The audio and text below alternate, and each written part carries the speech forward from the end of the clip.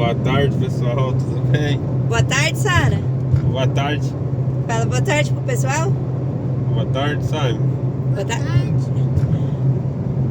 Passando aqui, a gente vai ali num bairro, vai ter um curso do IDR. IDR, como que é? IDR. Então, pessoal, deixa eu explicar aqui pra vocês. É uma tarde de campo, é integração de lavoura e pecuária. Eu vou ler aqui certinho pra vocês, porque eu falei gado de corte, mas é evolução produtiva e econômica de pecuária de corte com adoção de ILP, forrageiras tropicais para ILP e qualidade de sementes, e adubação do sistema na integração da lavoura pecuária. É um curso do IDR Paraná. Aí eu vou ver se eu gravo lá um pouquinho para vocês. Se caso eles estiverem conversando, eu não vou ficar falando não, tá, pessoal? Eu gravo um pouco. Aí vamos lá com a gente, tá bom?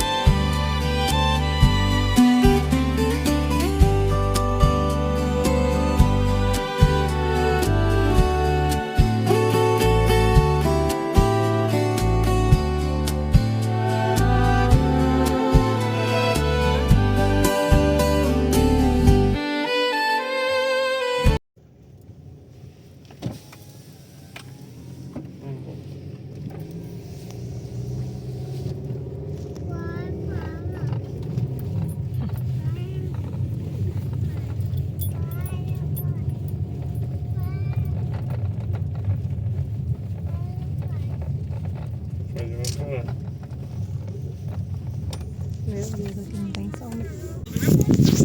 Aí, pessoal, vai ter as barraquinhas, né? Aí eles vão dando o curso. Aí tem bastante carro aqui, mas pelo que eu vi, vai ser mais homem, gente. Eu vim junto porque o cara chamou, aí eu vou lá pra gravar pro pessoal ver. Mas eu tô vendo só homem aqui. Eu e a Sara. E o Simon de criança, né? Eu não, né? Simon e a Sara de criança. Então eu vou estar gravando pra vocês. Tá bom? Um pouquinho só. Ah não, eu vi umas duas mulheres ali no canto.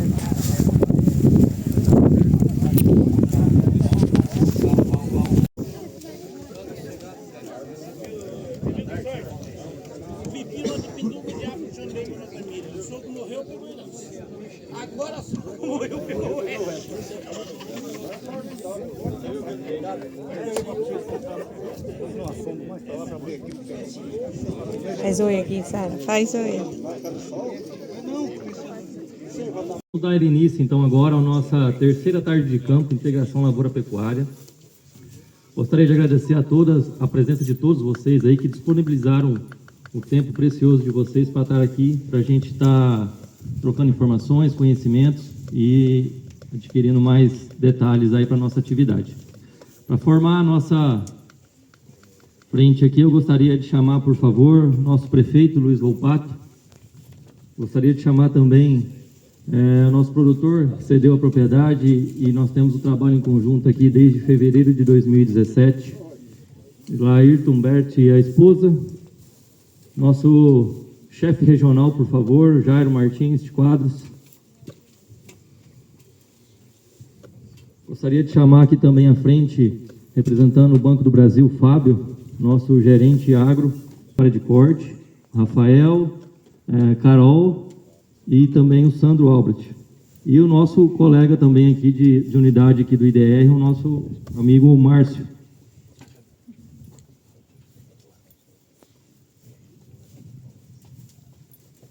Bom dia a todos. Ou melhor, boa tarde. Boa tarde. Almoçaram bem? Boa tarde. Boa tarde. Pessoal, satisfação estar com vocês aqui. Vejo vários rostos conhecidos aí do IDR, vários parceiros nossos, inclusive uma conterrânea lá de Campina da Lagoa conosco aí. Queria agradecer a nossa equipe de fora, Rafael aí, o Sandro, que são a Carol, que são coordenadores de área, assessores de área, que facilitaram a vinda de vocês. Esse é mais um evento de 300 que a gente faz durante o ano na região da Concam. E esse evento tem um significado especial. Esse ano a gente está fechando 70 anos de extensão rural no estado do Paraná. Começamos em 56, de lá para cá os desafios têm mudado muito, mas a força extensionista continua presente. Moreira Salles tem, prefeito, 2 bons extensionistas, um agora está lá em Campina da Lagoa, mas o Márcio recebeu agora esses dias em Curitiba o prêmio Mérito Extensionista pela região da Concam. 2 pessoas receberam pela região da Concam, Márcio de Moreira e Haroldo Galassini. Será que o prêmio dele foi importante? Uma salva de palmas. O outro colega que está aqui do meu lado, Fernando, vai apresentar num dos maiores eventos a céu aberto do estado do Paraná. Na Expo Técnica ele vai apresentar, inclusive falar da sua propriedade lá na Expo Técnica. Se o senhor quiser estar conosco, já está convidado. Então, parabéns, Fernando, pelo trabalho. Acho que são 8 anos de acompanhamento e LPF. É um dos exemplos do estado de perseverança e trabalho. Já agradeci o produtor, agradeço novamente. Esses eventos são possíveis graças a essa parceria. Grande abraço a todos, fiquem com Deus.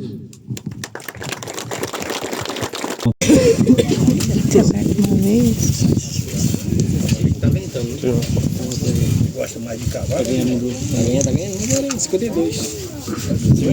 Colegas, alguns parceiros de fora aqui. Eu sou zootecnista, sou o Fernando. Eu estou no IDR desde 2016. Entrei aqui no município de Moreira Salles, fiquei aqui há 9 anos e estou há 6 meses lá em Campina da Lagoa. E aí desde o início que a gente chegou aqui em Moreira, a gente teve a oportunidade de ser recebido aqui pelo Lair numa palestra sobre dia de campo, sobre pecuária de corte e integração. E a conversa foi tomando força, tomando corpo, e aí a gente veio iniciando o trabalho e desenvolvendo essa construção de trabalho, né? Gostaria de perguntar para vocês, quantos de vocês já ouviram falar sobre integração lavoura-pecuária? Já? Só eu? 4. E quantos desses 4 aí, tem algum deles aí que utilizam na propriedade ou algum sistema? Então assim, hoje, muito além do que a teoria da integração, nós vamos estar apresentando aqui informações práticas de como é feito dentro da propriedade, de como é o trabalho aqui, de como é o acompanhamento. Então hoje nós vamos estar falando da integração lavoura-pecuária na prática. Vou estar apresentando para vocês desde o início da propriedade e como a gente está hoje aqui. E vive dessas propriedades. Todo o seu giro, a sua renda da atividade é em torno da tua família ali, é para isso. Então assim, é diferente quando a gente tem outras fontes de renda que a gente consegue direcionar mais investimentos, né, para algumas atividades, mas não, aqui é uma propriedade familiar. Então, aqui nós temos o sítio São João, é uma propriedade de 80 hectares, aproximadamente aí 31 alqueires aí. É uma propriedade que nós iniciamos o nosso trabalho em fevereiro de 2017. E quando nós começamos esse trabalho lá, a propriedade ela trabalha com lavoura e também tem um sistema de pecuária de corte com cria. Quando nós iniciamos lá em fevereiro de 2017, a propriedade não fazia ainda, não adotava o sistema de integração lavoura-pecuária. Ela só fazia simples lavoura, áreas de lavoura simples e tinha as áreas de pecuária.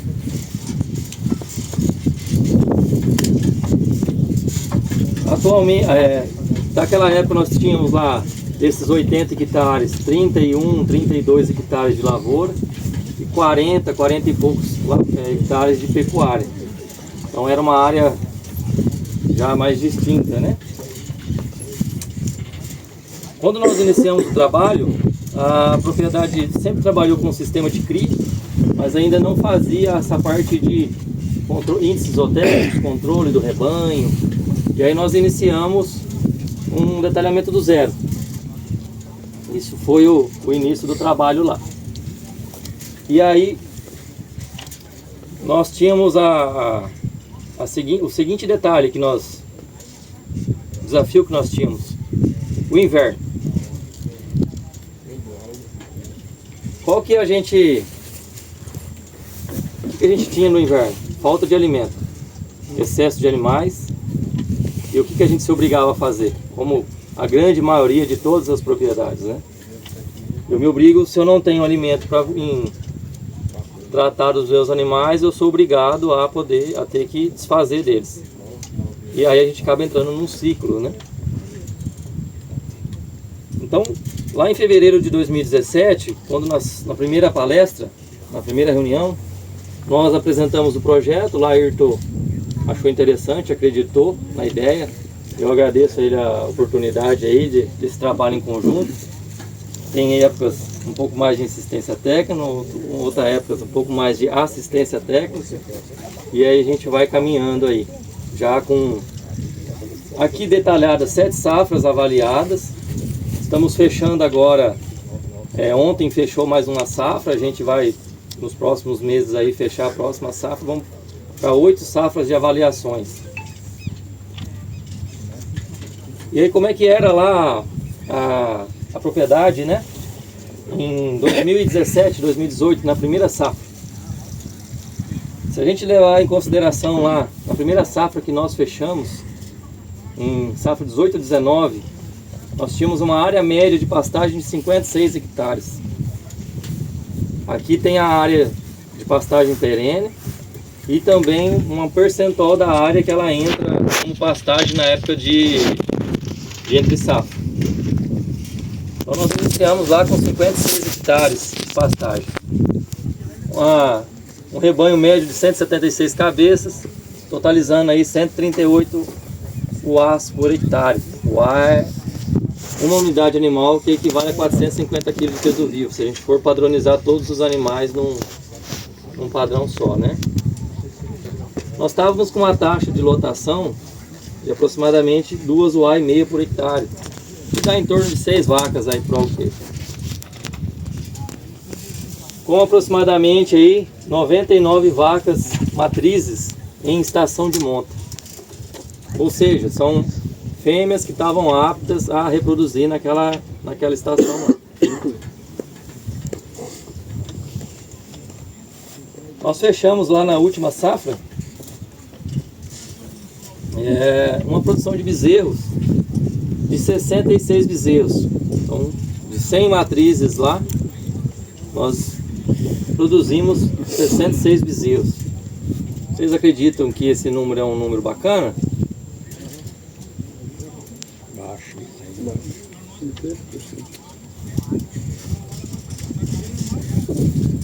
Uma taxa de prenhez média de 79% e uma taxa de desmame de 67%. Esse aqui eram os índices que nós tínhamos lá no início, na primeira safra, no primeiro ano de trabalho. Aí voltando aqui só um pouquinho na questão da integração, como é que nós fazemos a integração aqui? Nós temos as áreas de lavoura, alguns talhões das áreas de lavoura pós-soja, nós entramos com braquiária para pastejo. Então a soja é colhida ali entre janeiro e fevereiro, vai depender do ano de implantação. é feito o plantio da braquiária e ali 50 dias após ali, esses animais já estão entrando em pastejo ali. E esses animais permanecem em pastejo até agosto. Então é uma oportunidade de a gente, no período do inverno, nossos animais terem um pasto de melhor qualidade. Mas nós temos um detalhe. Qual que é o detalhe, qual que é o difícil que vocês acreditam na época do inverno? É a entrada do inverno ou é a saída do inverno?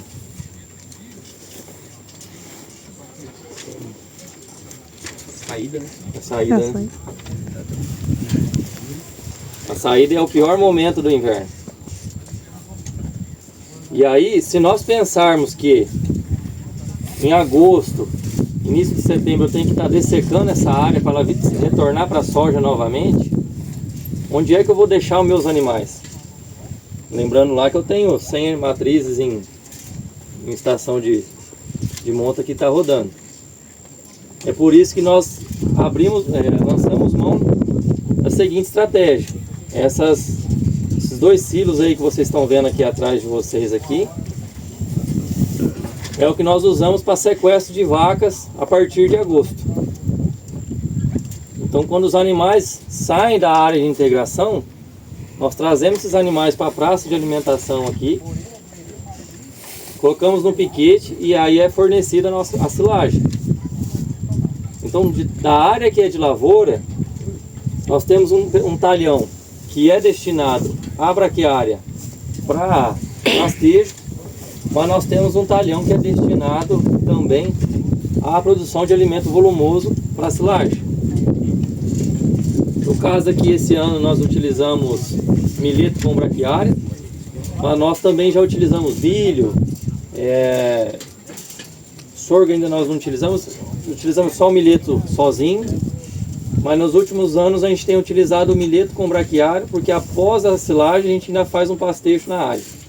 Então é uma forma de otimizar a utilização da área que nós temos.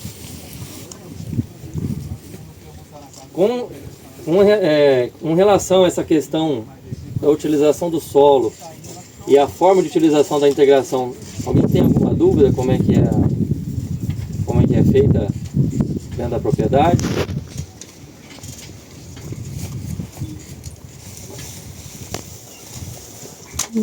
E aí, pessoal, com a utilização dessa integração, nós fomos fazendo um acompanhamento safra após safra. Nós temos aqui também produção de arrobas por hectare ano. Quem sabe quantas arrobas por hectare ano a propriedade está produzindo?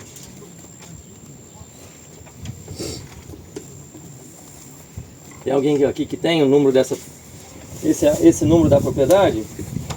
Ou só mete o dinheiro no bolso e vamos gastar. Rapaz. Assim, ó, então assim, ó, nós iniciamos lá com 9 arrobas por hectare ano de produtividade da propriedade, certo? A propriedade no início lá, ela tinha pouca estrutura na questão de manejo. Nós utilizávamos uma mangueira do vizinho aqui, fomos readequando a questão de piqueteamento, aguada, construímos a praça de alimentação, onde nós concentramos os nossos animais na questão de trato.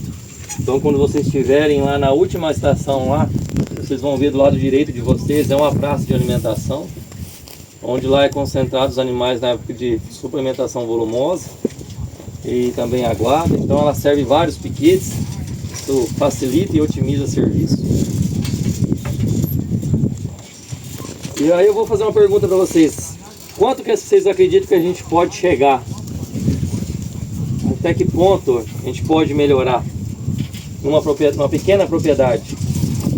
Porque muitas das vezes o pessoal acredita que o fator tamanho da propriedade ele é limitante, né? Vocês acreditam que ela pode melhorar bem, bastante? Tem algum número que vocês tenham assim? Nós não aumentamos muito a área média de pastagem. Nós mantivemos a mesma. 2,46, teve alguns períodos ali que nós diminuímos até. fizemos alguns reajustes de rebanho. E aí eu quero trazer para vocês lá o último dado da safra lá, 24, 25, que traz lá 51 hectares médios de área de pastagem, 20 e poucos alqueires. Bom, Fernando, não mudou muito, né? Diminuiu pouca coisa, realmente. O rebanho continua praticamente o mesmo rebanho em cabeças, com 175 cabeças.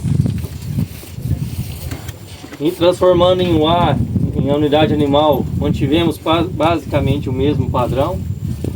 Taxa de lotação variou pouca coisa nesse período, fechamos 2,6 UA por hectare nessa última safra fechada. Mas o que mudou de 18 para 25? Nós saímos de 99 matrizes em estação de monta para 121.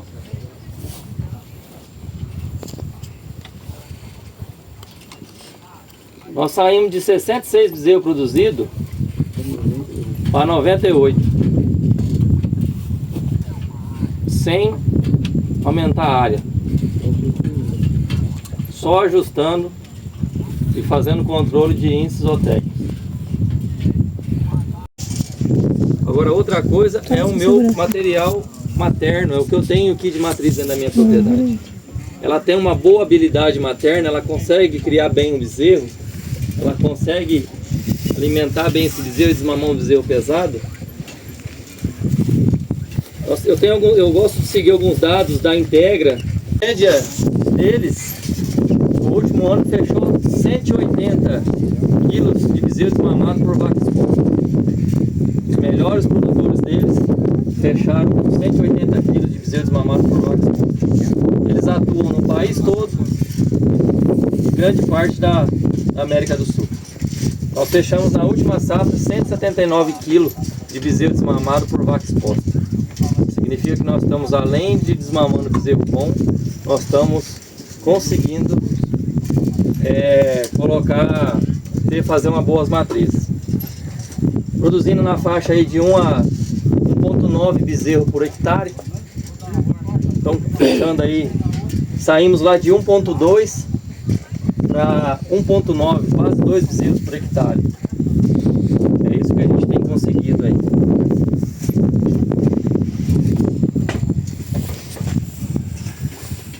Aqui é o que interessa para o produtor, né? Brincadeira, né? E lá também é interessante. Mas esse aqui é onde o produtor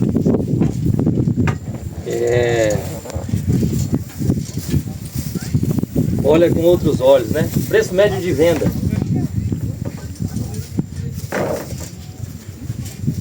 Uma coisa é quando a gente vende o bezerro na perna. Outra coisa é quando a gente vende o bezerro no peso. Essa aqui a gente está sujeito a mercado, né? Nós saímos lá 1.280 no médio no macho, 1.087 na fêmea, em 18. Chegamos a vender bezerro a 3 e pouco, 24, 25, né? Chegou a passar um pouco, mas isso é média. Com aquele peso lá. Aquele peso também é média da safra. Esse ano nós fizemos 2 desmamas. As 2 desmamas fechou 8 arrobas, os machos, 240 quilos. E tem um ponto que eu gosto de trazer, pessoal, que é o seguinte. A primeira vez que eu falei pro Laírton assim, a gente precisa aplicar a estação de monta e fazer descarte de vaca, ele olhou pra mim e falou assim: você quer que eu diminua minhas vacas que produz bezerro pra mim? Você quer me arrebentar, cara? Você quer insistência daí? E aí na primeiro DG nós apartamos 25 vacas vazias. Ele ficou uns 15 dias sem me ligar. Pesa, né? É pesado pro produtor. Só que, ó, pessoal,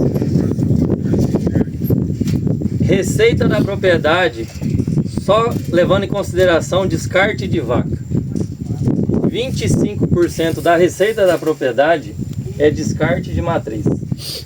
Então, pessoal, nós não podemos olhar o descarte de vaca improdutiva numa fazenda de cria, numa propriedade de cria, uma chácara de cria, uma pequena propriedade, como diminuição de rebanho. Eu tenho que enxergar o descarte de matriz improdutiva como receita. E está aqui.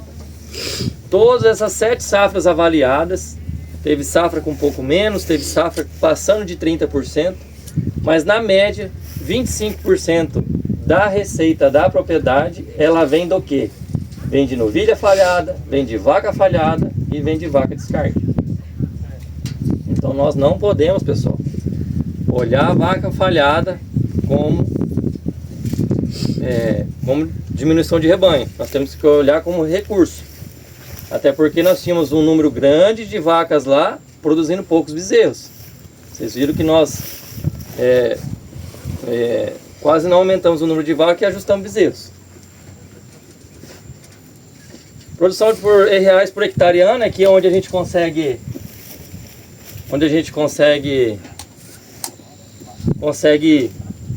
comparar a pecuária de corte com a soja, com o leite, com a mandioca, com a hortaliça, né? Então, ao longo das 7 safras de avaliação, né? Saímos lá de R$720, fechando 25, 26 com R$4.000 reais por hectare ano de receita da propriedade. Essa é uma dos números aí que a gente traz aí da propriedade aí nesse período de acompanhamento. Fernando, você falou da parte da pecuária, mas e a integração? O que mais ela agrega na propriedade e no sistema? Nós temos alguns números aqui, e aí esses números aqui eu vou falar exclusivamente de produtividade.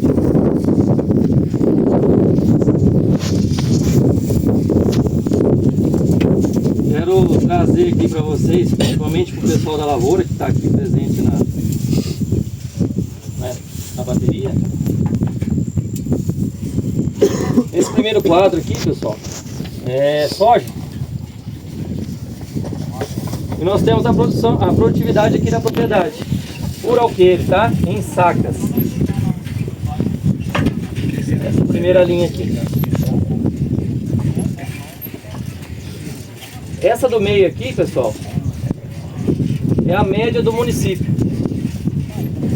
Informações DERAL, cooperativas existentes no nosso município. Aqui embaixo está a diferença de produtividade em sacas e em percentual. Na média, pessoal, dessas 7 safras de avaliação, a nossa propriedade aqui, propriedade do Laerto, através da utilização da tecnologia e da ferramenta de integração, além dela proporcionar um aumento de produtividade no rebanho, sem alterar o uso de área, sem precisar aumentar o número de área, ela proporcionou um incremento de 33% em relação à média do município.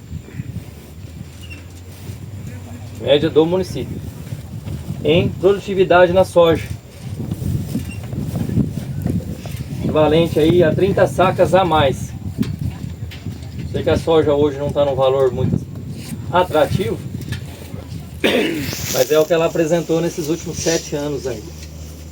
Falando a milho safrinha, tem alguns anos aqui que a propriedade fez, alguns anos que a propriedade deixou de fazer. O município, vocês são daqui, é um município um pouco mais desafiador, principalmente alguns bairros e outros não, né?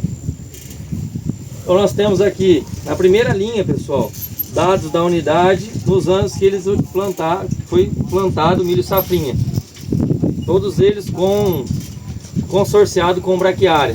Milho safrinha aqui sempre foi consorciado com braquiária. Mesma coisa, média do município, dados do DERAL, cooperativas do município, certo? Produtividade média aí, ó. Tivemos alguns anos ruins aí, um veranico no soja, um veranico no milho, também tivemos anos muito bons. No milho, pessoal, nós tivemos um incremento de produtividade na casa de 24% em relação à média do município, equivalente a 45 sacas. Então vocês vejam que a adoção desse sistema de integração lavoura-pecuária, ela não só beneficia um lado da cadeia, ela traz vários benefícios, tanto na pecuária quanto na lavoura, e ela vem para agregar ao sistema, principalmente quando nós falamos em solos mais arenosos, quando nós falamos em construir perfil de solo. Quer complementar, meu assessor? Eu sou falho nessa parte, eu sou zootecnista. Se você quiser complementar, por favor. Não, gostaria de comentar essas fotos aí. Essas fotos aqui são fotos, todas as fotos presentes nos banners são fotos da propriedade. Essa foto aqui, se eu não estiver enganado, foi uma das primeiras áreas de milho com braquiária, né, Laertes? Essa foto aqui eu fiquei meio... Quando a gente foi colher esse milho aqui, o pessoal que colhe falou assim, rapaz, não vai colher, vai enrolar, e vai dar um pouco de trabalho, mas conseguimos colher e foi uma boa produtividade, né, Laertes?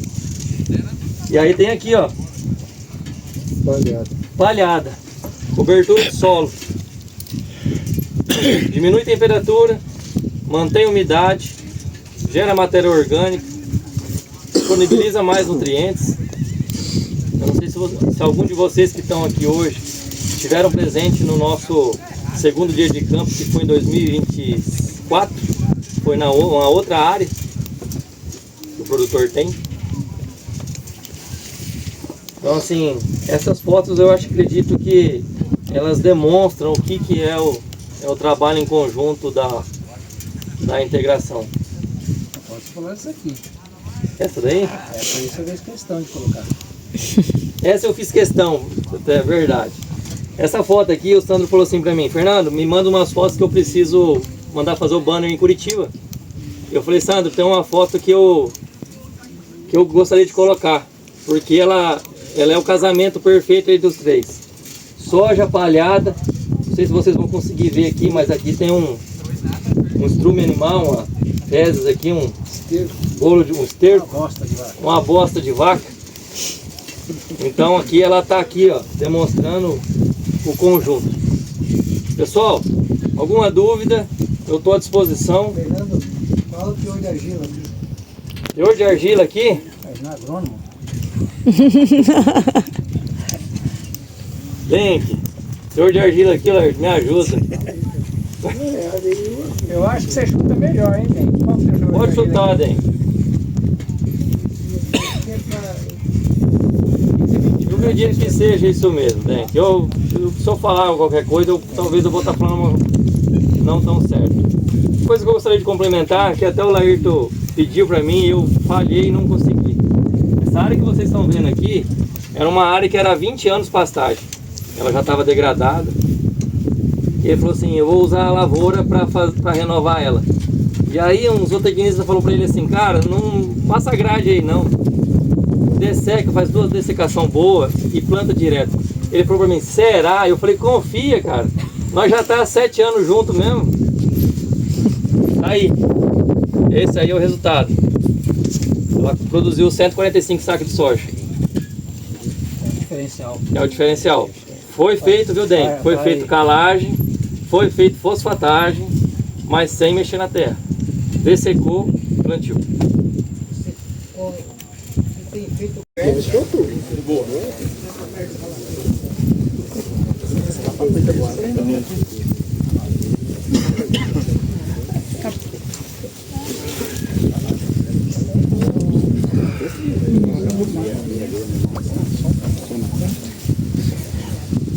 Boa tarde, pessoal. Boa tarde. Tudo certo, tranquilo. Sombra, água fresca, né? Então tá bom. Eu e a doutora Laís, a gente vai falar sobre integração lavoura-pecuária e adubação de sistema. Então eu quero que vocês fiquem bem à vontade, pergunte, dúvida. É um tema novo. A integração já foi novo, a adubação do sistema é mais novo. Então, às vezes, dúvida é tirar aqui, né? Troca ideia, troca experiência, isso é bom para nós. Eu vou conversar falando sobre a adubação de sistema. Alguém viu falar de adubação de sistema já ou não? Ninguém viu falar? É novo o tema, por isso que às vezes pode acontecer. Eu lembro quando cheguei em 83, 84, ali no oeste, na Copacol, numa reunião com os produtores, eu perguntei, alguém que ouviu falar em plantio direto? Naquela época. Ninguém, não sei o que é, plantio direto. E hoje eu estou aqui falando, há 40 e poucos anos, falando adubação do sistema, integração lavoura-pecuária. As coisas vão mudando, a tecnologia vai chegando e é para melhorar. Isso que é importante, vai estar aqui para falar de informação. O que é adubação do sistema? A adubação do sistema nada mais é que adubar uma vez por ano, por exemplo. Só uma vez. Ué?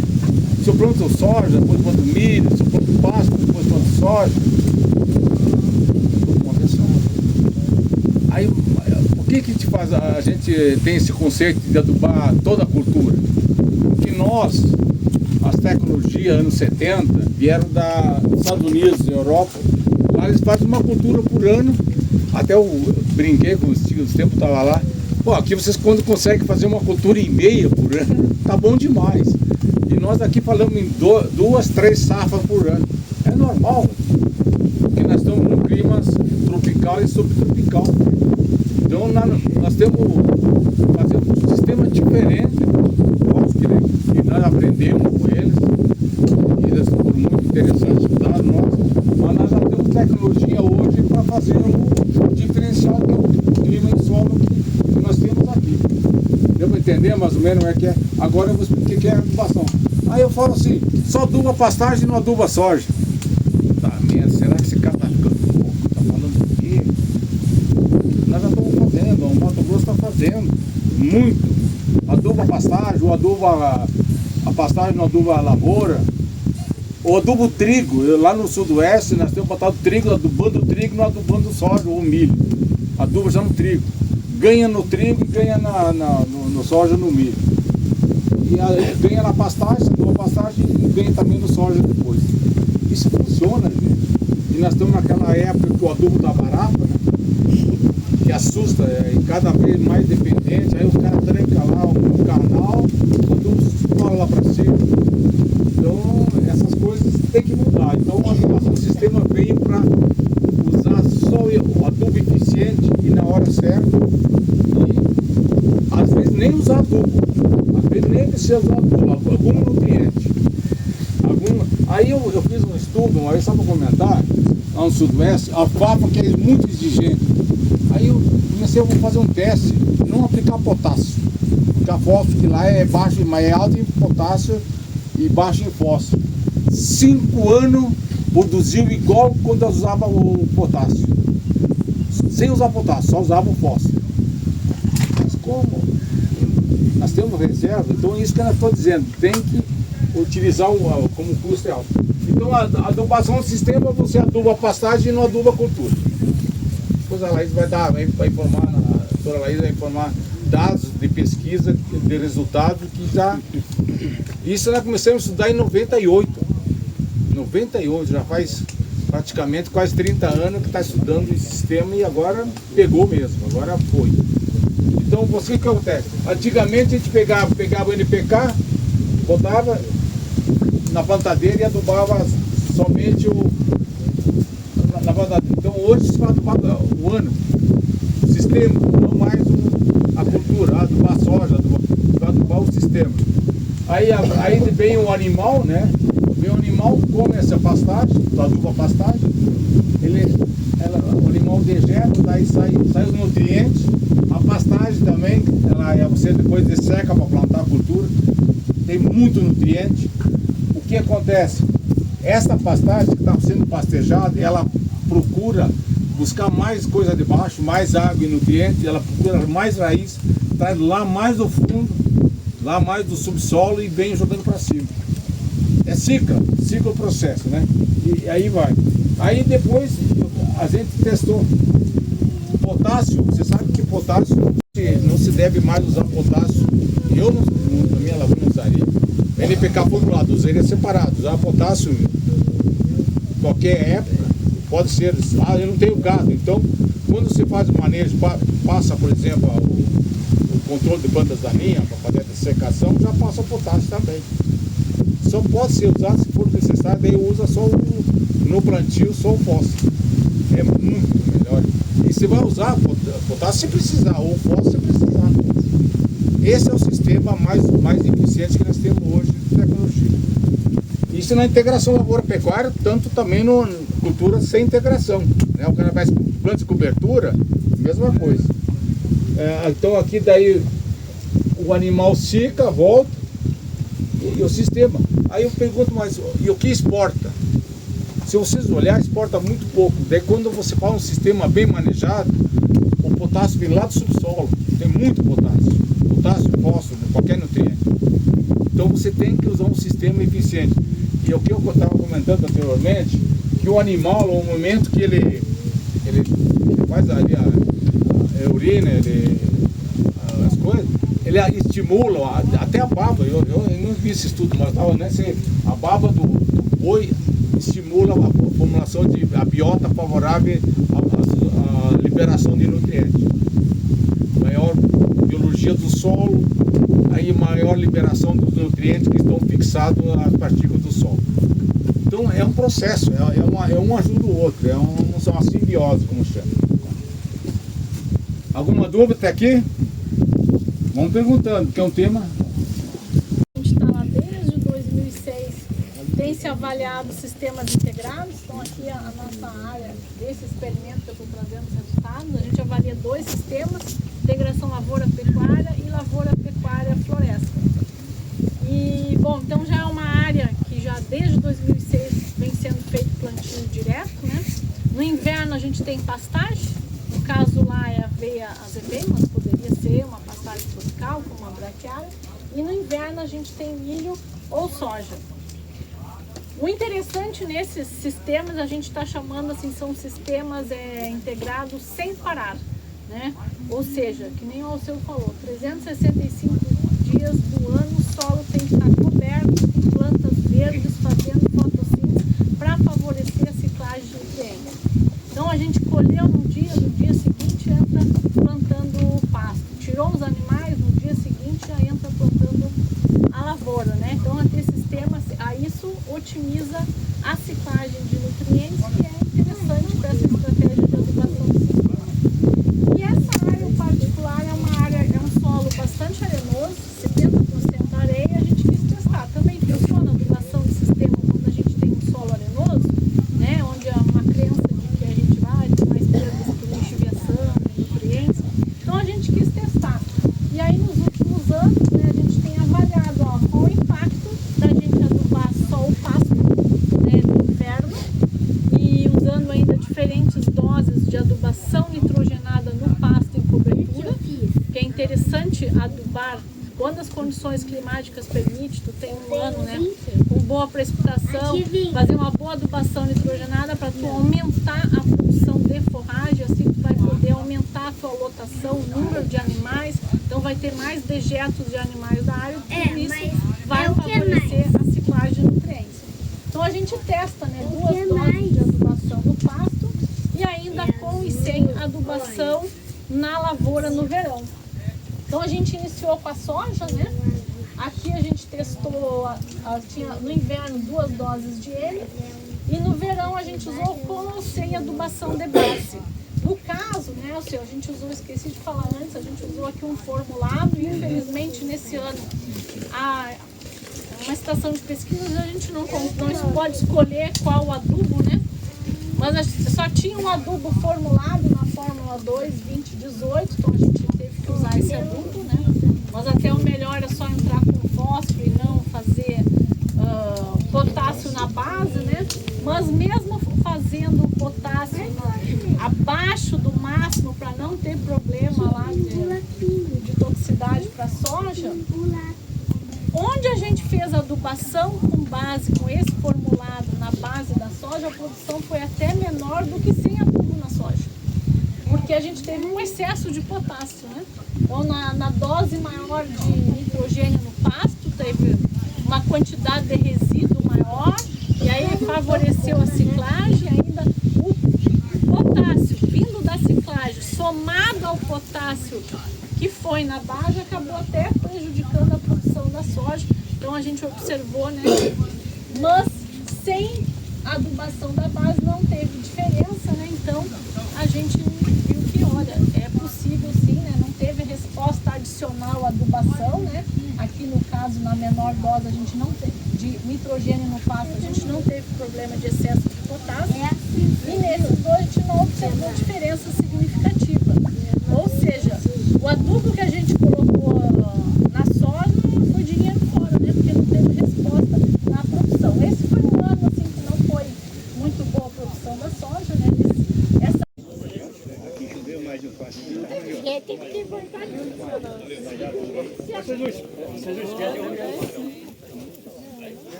Turma, encosta aqui, turma. Pode ocupar a sombra aqui, ó. Vem aqui na sombra.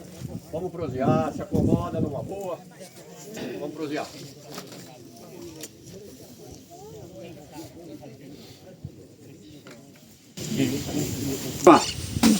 Quem não me conhece, eu sou o Donizete Sereia, sou zootecnista. Trabalho nessa região aqui há 42 anos. 1985. Agosto de 1985. Eu comecei a trabalhar na região de Campo Mourão. Então, em 1985 eu estava com 34 anos. Quer dizer, quase um jovem. 34 anos, faz mais tempo.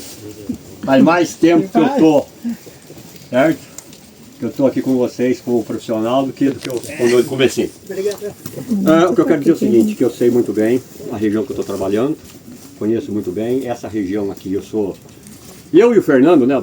O Fernando, eu sou da região de Araçatuba, né? Lá do estado de São Paulo, da região noroeste, que é bem similar a isso aqui em termos de solo, em termos de topografia. É isso aqui mesmo, é tão bonito quanto aqui. Aqui eu me sinto mais ou menos em casa.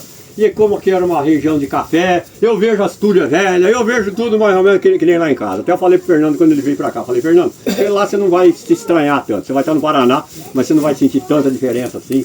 E vocês também, né, a origem de vocês é mais ou menos a nossa também, dos paulistas, mineiros, né? Diferente já do pessoal lá, é mais do sul. Mas enfim, é um prazer trabalhar com vocês, sabe, né, e compartilhar uns momentos aí. A Matsuda é uma empresa verticalizada no setor agro, que ela existe desde 1948, então ela está chegando em 80 anos de existência. É uma empresa sólida, ela é de todinha nacional, embora o nome é japonês, tá entendendo? Ela é de todinha capital nacional. Ela não é multinacional. Ela é uma multinacional daqui para lá, ela não tem filial no exterior. Ela vende para o exterior, mas ela não tem filial no exterior. Tá? Então nós atendemos toda a América Latina, atendemos enfim, na parte de, não só de sementes, ela começou com sementes, depois ela evoluiu, foi para a parte de suplemento mineral, e depois ela entrou na área de medicamentos, tá, vermífugos e tudo mais, e para resolver o problema da mecanização do plantio, das pastagens, com plantio eficiente, certo? Ela teve que investir no desenvolvimento de máquinas para plantio, tanto para colheita do capim, como para plantio. Hoje, se vocês comprarem uma fazenda, quiser ser produtor de semente de capim, vocês chegam lá na Matsuda, eles já vão te vender o equipamento, vão te recomendar o equipamento do tamanho que você vai ser dentro da sua realidade, e já vai fazer um contrato e você já vai ser um fornecedor e tudo mais, aquela história de ver. Se você não quiser também não tem problema, certo?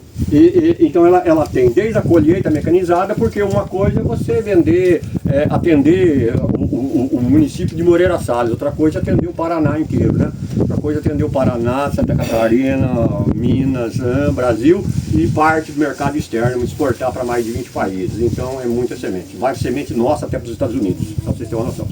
Semente de capim, viu? Na parte quente dos Estados Unidos, vai semente da Matsuda para lá. certo? As braquiárias vieram junto com os pânicos, elas vieram da África, sabe? Isso aí é uma herança que nós devemos, né? Veio por acaso, como aqui chegou por acaso. Isso aqui, essas sementes, as primeiras sementes vieram nos navios negreiros. Os capins vinham como cama dos escravos, na parte, né, do porão dos navios, e que eles jogaram lá no litoral, e que isso germinou e isso esparramou. Então, se você pegar colonial, você pegar, né, que é da família dos pânicos, né, e depois aí que vieram os básicos e depois foram melhorados, né? Aí entrou a pesquisa e foi evoluindo, desenvolvendo características. Hoje nós temos vários materiais, inclusive o último material, o mais técnico, o que vocês têm hoje de mais técnico no último lançamento. É essa que está aqui do lado, aqui, ó, que é a MG19 Oasis. Essa aqui é uma cultivar que ela foi escolhida dentro da uma mutação da MG5, onde a empresa selecionou plantas que produzem menos fibra e mais folha. Oi, pessoal. Então, aí lá, no final do curso que deram, aí deram essa sacolinha aqui para cada família que tava lá participando. Aí vamos ver com a gente o que veio dentro. O Carlos ganha um monte de coisa lá, sempre que vai nesses cursos. Aí veio, né, os panfletos mostrando, né, as máquinas que eles vendem. Um livro sobre a Matsuda, né, e quem mexe com leite, gado leiteiro, né, ó. Aí veio uma caneta, um bloquinho de anotação. Veio esse daqui sobre sementes de forrageiras, bem legal. Veio outro explicando, deixa eu ver, sobre bezerros e carne de pasto confinamento, né? Suplementos minerais proteicos e energéticos para bovino de corte. Aí vem explicando as coisas aqui, os livrinhos. Ganhou um chaveiro da Matsuda. Veio um panfleto falando sobre antibióticos e antiparasitários, né? Para saúde animal. Falando também... Esse daqui é sobre o que? Os inoculantes, né? Que coloca quando vai fazer silagem, né? Aí falando que eles trabalham, né? Com os inoculantes. Mais um. Olha que legal. Veio semente, Simon, para testar, ó. Aí eles deram esse daqui sobre... Essa qualidade aqui, MG12, né? Paninho, que é sementes incrustadas de forrageira. Olha que legal. Dá pra jogar e testar aí, pra ver. Aí aqui é outros falando sobre suplementos para equinos, ovinos e caprinos. Olha, outra semente, Simon. Essa daqui é a amostra de qual? Deixa eu ver. Série Gold. Outra semente, de outro tipo de coisa, de braquiária, né? Que legal. Mas foi bem legal o cursinho, gente. Oi, pessoal. Vim aqui para poder finalizar o vídeo com vocês e agradecer por todos que estão aí assistindo, ajudando a gente. Obrigada por tudo, que Deus abençoe a todos e continue aí, que a gente vai estar gravando mais vídeos. É meio complicado porque é corrido aqui, mas eu vou estar postando e mostrando tudo que der aqui pra vocês, tá, pessoal? Tá refletindo aqui a TV que as crianças estão assistindo. Tá refletindo aqui no meu óculos.